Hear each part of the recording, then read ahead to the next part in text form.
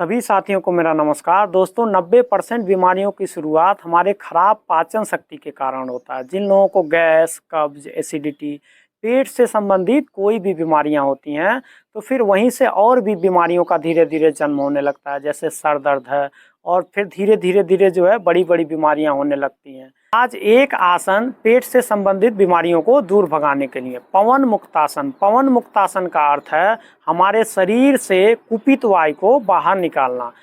पवन मुक्तासन सिर्फ एक आसन का नाम नहीं है, इसमें बहुत सारे आसन होते हैं। पवन मुक्तासन के 3 भाग हैं और तीनों भागों में अलग अलग बहुत सारे आसन हैं।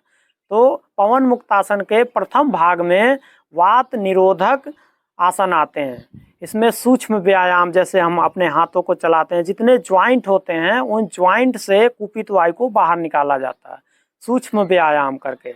जैसे अपने ज्वाइंट को ऐसे घुमाते हैं, पैरों को ज्वाइंट के, हाथ के, जहाँ जहाँ भी ज्वाइंट है वहाँ से कुपित वायु को निकाला जाता है प्रथम भाग में।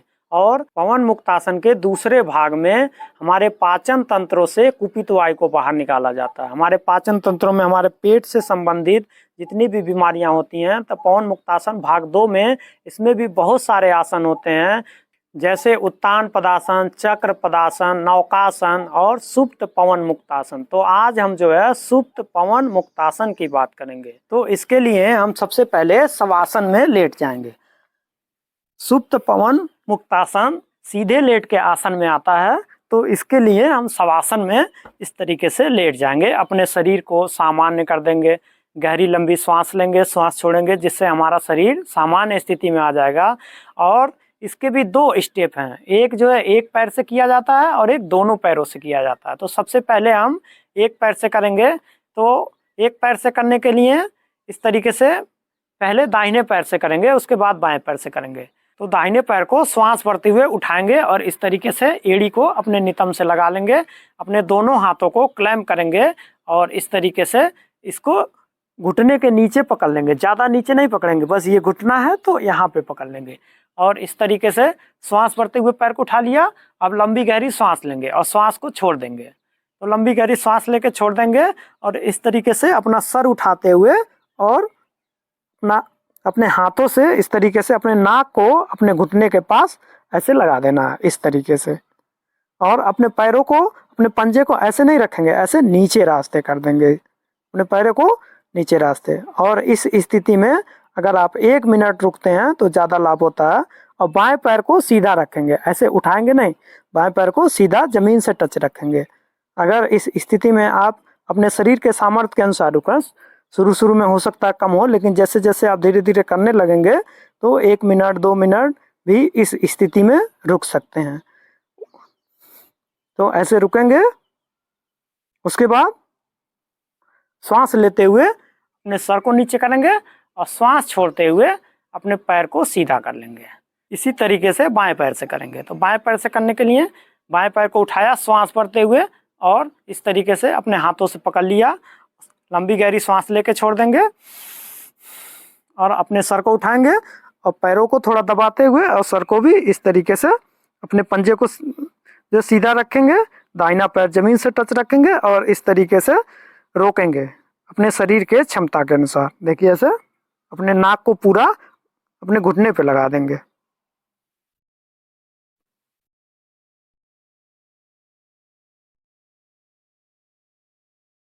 उसके बाद श्वास लेते हुए सर को नीचे करेंगे और श्वास छोड़ते हुए पैर को। तो ये इसका पहला स्टेप हो गया।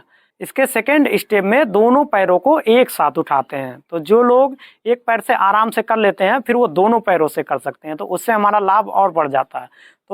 तो अपने हाथ को नीचे कर लेंगे। तो दोनों पैरों को एक साथ श्वास भरते हुए इस तरीके से उठाएंगे और अपने दोनों हाथों से ऐसे घुटने के नीचे क्लैम्प कर लेंगे। और अब लंबी गहरी श्वास लेंगे। ये इसका प्रारंभिक स्थिति है। लंबी गहरी श्वास लेके छोड़ देंगे और इस तरीके से और अपने सर को उठाएंगे, अपने पैर के पंजे सीधे कर लेंगे। इस स्थिति में अगर 1 मिनट रुका तो बहुत सारे लाभ होते हैं। अभी देखिए हमारे पूरा पेट में खिंचाव है, पैर के पिंडलियों में खिंचाव है। ये देखिए, ये जो है पैर की पिंडलियां, जब यहाँ दबाव पड़ता है तो हमारे पेट की जो है कुपित वायु निकलती है। तो इस तरीके से हमारे रीढ़ की हड्डी में देखिए खिंचाव है, तो इसमें सिर्फ एक फायदा नहीं है, रीढ़ से संबंधित भी धीरे धीरे बीमारियों में फायदा है। ऐसे में जिन लोगों को ज़्यादा कमर दर्द की समस्या है उन लोगों को ये अभ्यास नहीं करना चाहिए। हार्ट के पेशेंट, अल्सर, हार्निया, उन लोगों को ये अभ्यास नहीं करना चाहिए।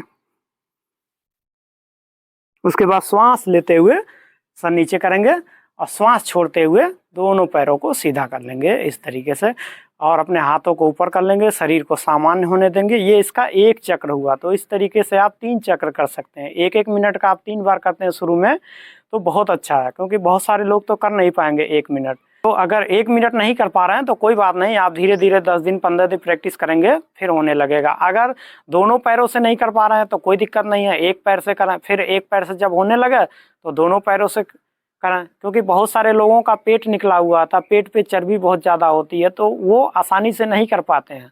तो कोई बात नहीं, आप एक पैर से ही करें। इस तरीके से दाहिने पैर को उठाएं और इस तरीके से लगाएं। तो जो लोग मोटे लोग हैं तो वो जो है मतलब इसी तरीके से करेंगे तब भी उनको बहुत सारा लाभ होगा इस तरीके से।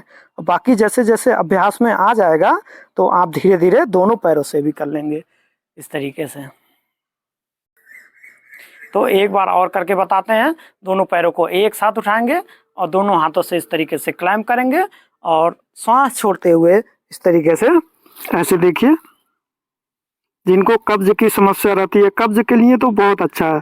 जिनको गैस, कब्ज, एसिडिटी, पेट से कोई भी संबंधित है, इसीलिए हमने जो है पहले ही बता दिया था कि इससे पेट से संबंधित बीमारियों के लिए बहुत अच्छा रामबाण है ये।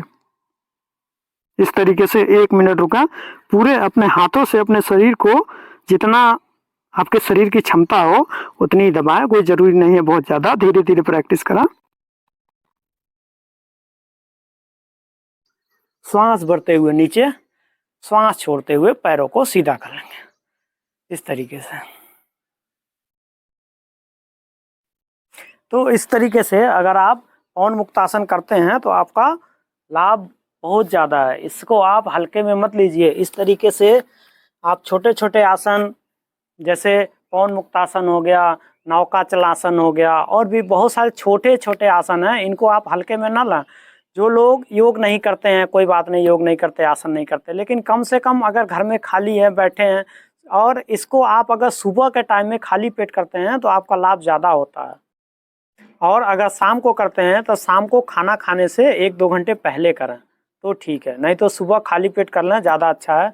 और अपने खाने में अजवाइन का सेवन जरूर करें, जैसे अजवाइन, हींग, काला नमक, और भी 3-4 चीज़ें आपस में पीस के रख लें और आप सुबह सुबह 1 चम्मच खाएं। आप अगर आपको गैस की समस्या है, पेट से संबंधित बीमारियां हैं, तो अजवाइन बहुत अच्छा होता है। अजवाइन से हमारे जो कुपित वायु होती हैं वो धीरे धीरे बाहर हो जाता है। तो अजवाइन का सेवन आप अपने खाने में जरूर करें।